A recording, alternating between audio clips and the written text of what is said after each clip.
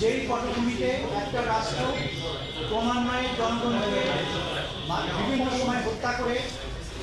আমরা বলেছি পিলখানা হত্যাকাণ্ডের মাধ্যমে প্রতিরক্ষা ব্যবস্থাকে ধ্বংস করা হয়েছে, শাপলা চত্বরে সাধারণ মানুষকে হত্যা করার মাধ্যমে প্রতিবাদী জনতাকে স্তব্ধ করা হয়েছে, ডিজিটাল সিকিউরিটি অ্যাক্টের মাধ্যমে মানুষের বাক স্বাধীনতা, অন্যায় এবং নিপীড়নের বিরুদ্ধে যে ভয়েস জনগণের, সেটাকে রুদ্ধ করা হয়েছে। এইভাবে